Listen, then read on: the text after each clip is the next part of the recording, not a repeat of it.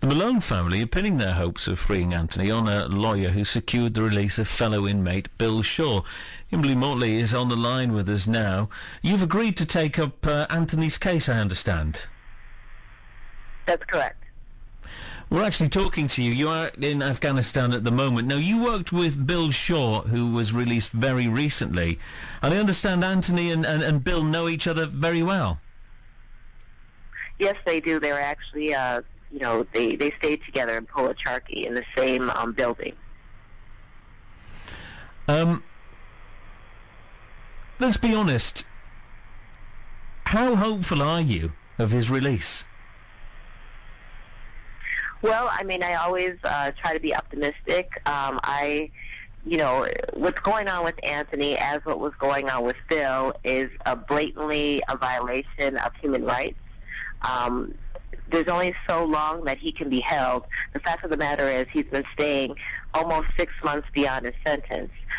So I'm relatively optimistic, let's just say that.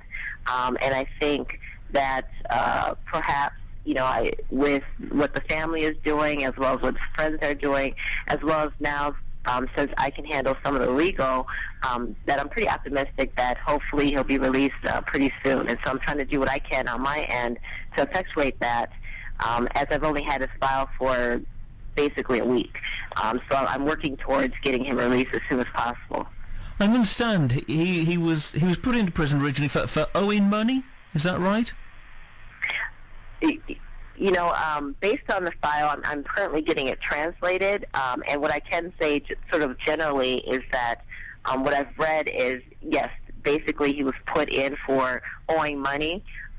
From what I've been reading, it sounds like it's akin to fraudulent charges, but I don't want to speak too thoroughly on that because, like I said, I'm currently getting the file translated. But one thing that I did get translated is the fact that he has been in over his time. I can definitely say that from what I've been reading, that he definitely has been in at least over 5 months, his time going on 6 months, which is absurd. What are the conditions like in this prison? Well, I mean, it's a very volatile prison. It's very close quarters. There's almost 5,000 inmates that are at Policharki. 171 of them are foreigners.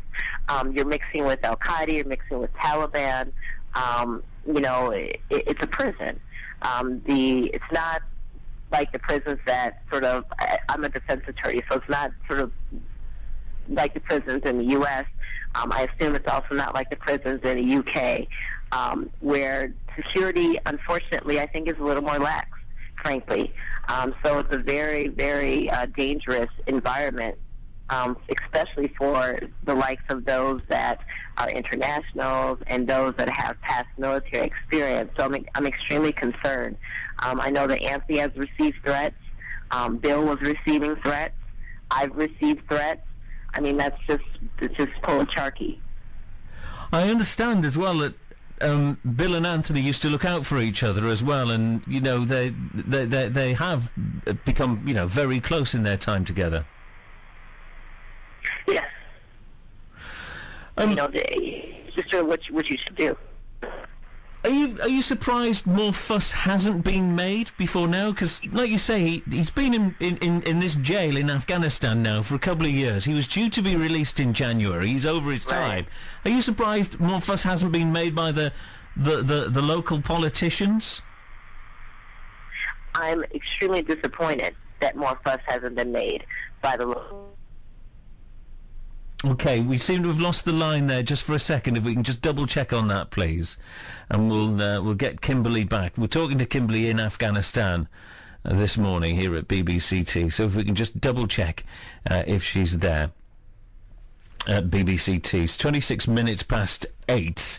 That's Kimberly Motley, who is a lawyer. She worked on freeing fellow inmate from that prison in Afghanistan, Bill Shaw, that you might have seen a couple of weeks ago, and it was in all of the newspapers. She's now turning her attention to Anthony Malone, of course, the 37-year-old former paratrooper from Billingham who remains in that prison.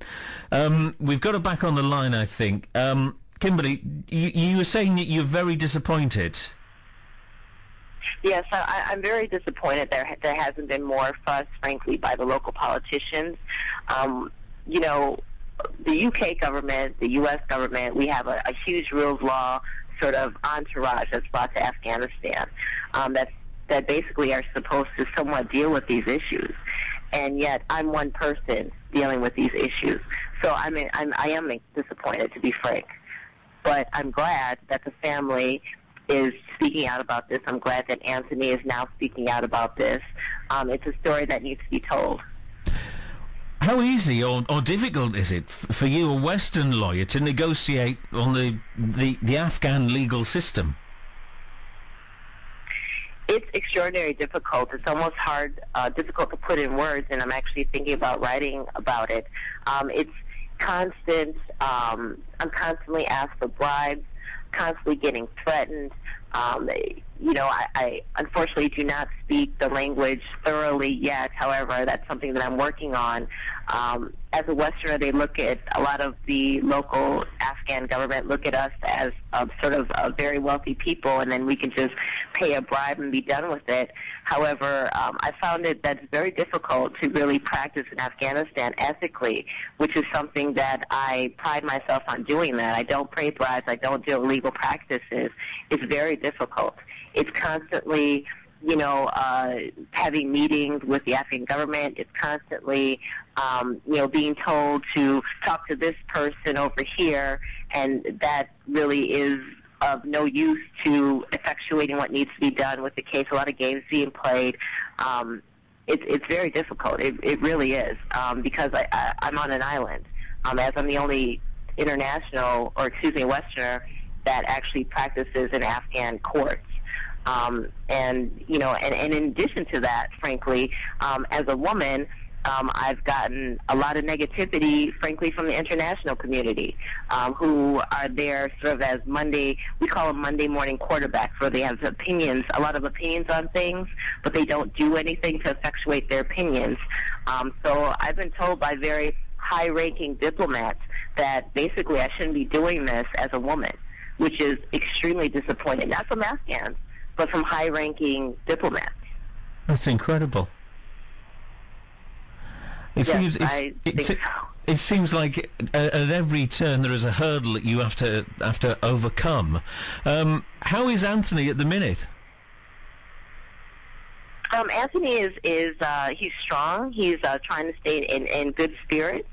You know, he's just trying to you know, get through this period. He's also very hopeful that he'll get out soon, as he should, and he's very, you know, appreciative of all the assistance that he's getting from family and friends.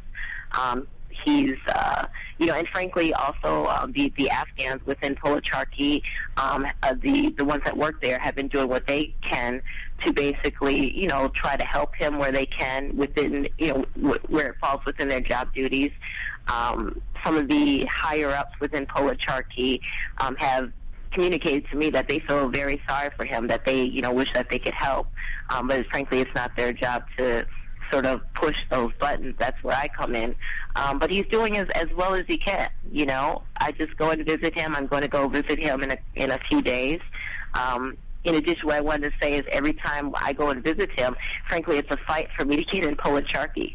Sometimes it takes me 2 hours just to get in to visit him, which is absurd. But, you know, that's the process. But he's doing as well as he can. Well, I assume you would like more help from this country and more publicity for his plight. You know, I don't want to, you know, necessarily say bad things about the UK government. I don't think it's my place as a U.S. citizen. However, what I will say is I'm very appreciative of the help that's been, you know, given by family and friends on behalf of Anthony and frankly on behalf of Bill as well. There's a lot of great UK citizens that I've been privileged to come in contact with because of these two cases.